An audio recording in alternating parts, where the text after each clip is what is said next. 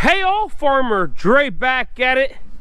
It's another beautiful day here on the farm. I want to thank everybody for stopping by. If you guys haven't already, go ahead and hit that subscribe button. Go ahead and smash that like button if you guys enjoyed today's video. Don't forget, I'm trying to hit 10,000 subscribers at the end of this year. So if you guys want to help me out, I would appreciate it. Alrighty, so we are out here with the boys. We are cutting the pipe for the high density apples. As you guys heard me mention in my other videos, a traditional high density system has wooden posts, but since we live in Southwest Missouri, where where the saying is, Missouri should have their logo, where we grow more rocks and soil, especially south here in the southern part of the state. So for us, wood posts, would work, but since we don't have that much, free space in the soil because we have a lot more rock, there's no way we could pound a 12 or 8 inch wooden post in the ground. So that's why we go with metal. It's a the pipe we're cutting now is a 2 3/8. I believe it's pretty thick. I think it's 3/8 thick, so it's a pretty heavy duty pipe. It's using the oil fields, and it's just a used pipe out of the oil field. So we use this because it just makes our life a whole lot easier to pound them in the ground. And whenever you're building high density apples, if you're augering them out, you're weakening out that hole. But since we pound them in, it makes the trees the post itself is a lot more sturdy, and it makes the entire trellis system for the trees a lot more sturdy. But the pipes, where we get them from, they come in average 32-foot pieces. That's an average. Some are it's kind of a mixture when you get a bundle, but we got to chop them up to 12-foot sticks, beat them in the ground 12 feet. They're out of the ground 9 feet.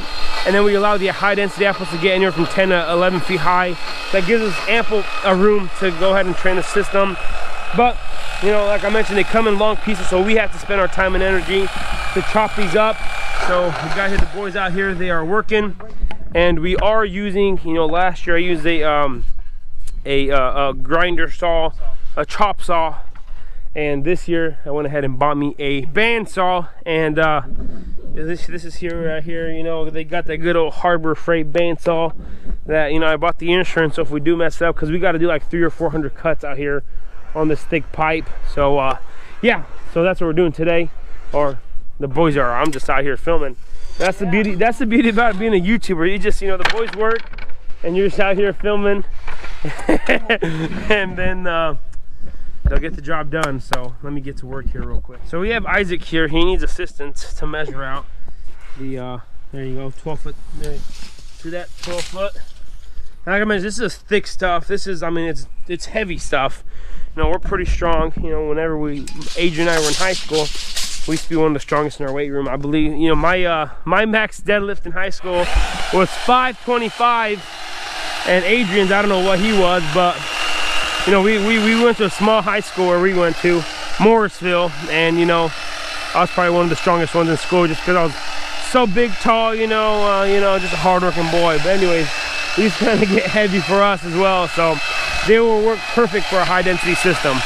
So we planted these this past spring of 2020, and these are the posts right here. So we used a 2 7/8 post there. We got the clips there we measured, put the high tensile wire through it. And we got to finish off the trellis. This is a bad example. Why don't I show you guys a bad example? Let me go to the completed trellis system real quick to show you guys. But I'll show you guys why Isaac, come on, man. So I'll show you guys the completed system here. So just as here, we got the anchors right there, and then the post trellis wires. The trees are comfortable. I believe these are Jonathan G41 rootstock. Look at all these fruiting buds here for next year. So this was what we want to see. Anyways, we're gonna go ahead and continue working. We're gonna continue working here, and hopefully we get quite a bit done. It's going like 10 or 12 times faster than it was last year, just because the bandsaw cuts like through this metal like butter. So we're gonna go ahead and get to it and see how fast we can get done here. So we have all those pipes to chop up.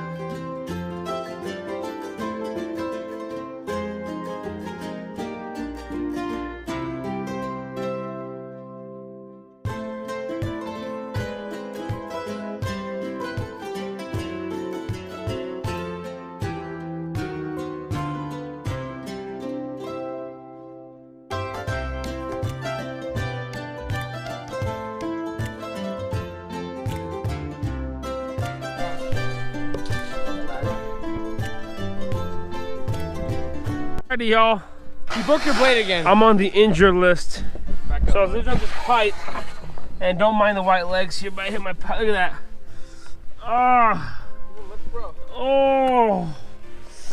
Ouch. It's really hurts. No, I'm just joking, but it does kind of hurt, but hey, it is what it is.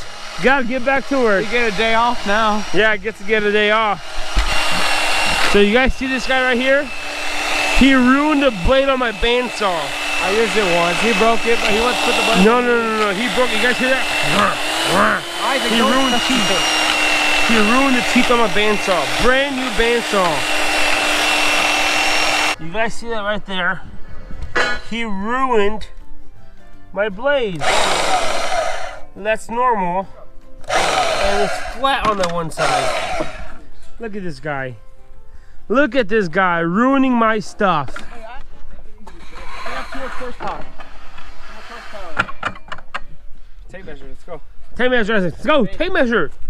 We should buy MIG welder. So for the ones that are wondering how we got these fancy, amazing tables, they're just pallets, a bunch of 2x6 or 2x4s, all the scrap wood we have around the farm. These are our greenhouse tables. This is I use all spring long to grow our crops on, but they work perfect working tables. Cheapest working tables you ever find. Because I mean, if you got some 2x4s around, just build some of these. They're pretty sturdy until they break. So, alrighty. So it's getting dark on us, and we still got some stuff to do later on tonight. So this is gonna be pretty much it for today. But we got we're a quarter of the way done. We got 3 bundles of the 2 and 3/8 that are going in between the trellis. And then of course we have the 2 7/8 going on the ends, so you know you need a lot more tension, a lot more post there. So yeah, so these are 2 7/8, a lot thicker, a lot bigger pipe. So we're putting it through 2 3/8 because the price difference in between the two was just, it made more sense just to plant the put the 2 7/8 at the ends and 2 3/8 in between the rows there. But this is pretty much it for today. You know, one day at a time. We worked out here for a couple of hours on these pipe and we got done. So another few hours and we'll get the rest of these cut, start laying out the orchard, start planting. And like I said, we want to have the entire trellis system done with all the holes drilled before the trees get here. So that once they get here, just start, you know, planting, probably plant a few hundred, 700-800 a day, get done in a couple of days and then we'll be done for. So always planning out, trying to get stuff going, trying to get stuff done so that we want to stress as much in the spring, because if you take time and plan things out, you know, like in construction, you say you measure 3 times and cut once. Same thing here. We gotta, you know, plan it out 3 times, go over the plan, revise the plan, and then apply it once. So this is gonna be pretty much it for today. If you guys haven't already, go and hit that subscribe and go and smash that like button if you guys enjoyed today's video. Don't forget, I'm coming to you guys every single day until I hit 10K. So if you guys want to help me out, I would appreciate it. I want to say thanks for watching up to this point. You guys have a good day, and we will see you in the next one.